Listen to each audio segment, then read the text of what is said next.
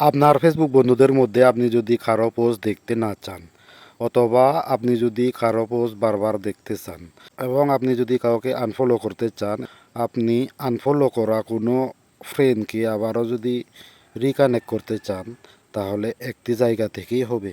তো বন্ধুরা, আমরা দেখে নিই সেই একটি জায়গা কোনটি এবং কীভাবে সেখান থেকে আমরা এই সবগুলো করতে পারবো। তো আপনাদেরকে আমি একটা ছোট্ট স্ক্রিন ভিডিওর মাধ্যমে এগুলো দেখাচ্ছি। আপনারা ভিডিওটা দেখতে থাকুন বন্ধুরা। আর হ্যাঁ, আমার প্রোফাইলটিকে ফলো করতে ভুলবেন না। আর ভিডিওটি যদি ভালো লাগে লাইক কমেন্ট তো করবেনই।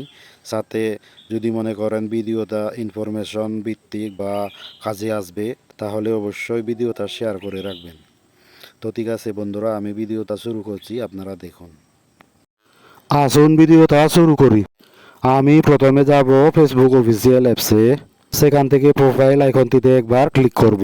এরপর একটু স্ক্রল করে নিচে সেটিং এবং প্রাইভেসিতে যাব। এখান থেকে আবার সেটিংয়ে যেতে হবে। তারপর এভাবে একটা ইন্টারফেস আসবে। এখান থেকেও আর একটু নিচে স্ক্রল করব।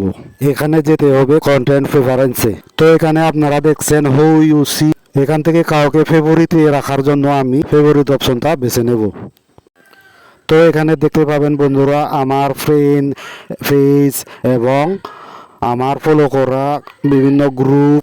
এখান থেকে আমার যাদের ভালো লাগবো এবং যাদের পোস্ট আমি বারবার দেখতে চাইবো, আমি তাদেরকে ফেভারিটে রাখতে পারি। তো বন্ধুরা, আপনারাও দেখতে চাইলে এভাবে রাখতে পারেন। এখন যদি আপনাদের কারো পোস্ট ভালো না লাগে, তাহলে আপনারা এখান থেকে বেছে নিয়ে স্নোজ অপশনে একবার চাপ দিবেন। এই যে দেখতে পাচ্ছেন বন্ধুরা, আপনাদের বিভিন্ন বন্ধুর নাম এসে গেছে। এখান থেকে আপনারা কাদের চান, যাদের পোস্ট আপনি দেখতে না চান, তো এখান থেকে সিলেক্ট করে আপনারা স্নোজ করে রাখতে পারবেন। তাহলে কি হবে বন্ধুরা, আপনাদের সামনে ফেসবুক সেই স্নোজ করা লোকদের পোস্ট 30 দিন পর্যন্ত আনবে না।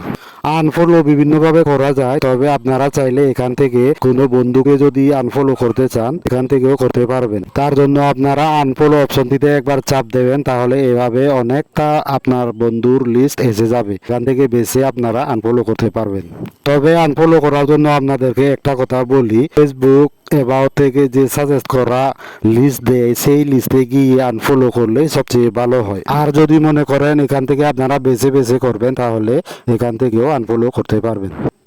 এবার যদি আপনারা আনফলো করা বন্ধুদের আবার রিকানেক্ট করতে চান, তাহলে নিচের রিকানেক্ট বাটনে ক্লিক করে এইভাবে আপনাদের সামনে লিস্ট এসে যাবে। আপনারা চাইলে এদেরকে আবারও ফলো করতে পারবেন। তো এটি হচ্ছে বন্ধুরা আজকের ভিডিওর বিষয়। আপনারা যদি চান এই একটি জায়গা থেকেই আপনারা ফেভারিট, স্নোজ, আনফলো, রিকানেক্ট করতে পারবেন। এই ছিল বন্ধুরা আজকের ভিডিওর বিষয়বস্তু। তো ঠিক আছে বন্ধুরা, ভিডিওটি কেমন লাগলো অবশ্যই কমেন্ট করে বলবেন।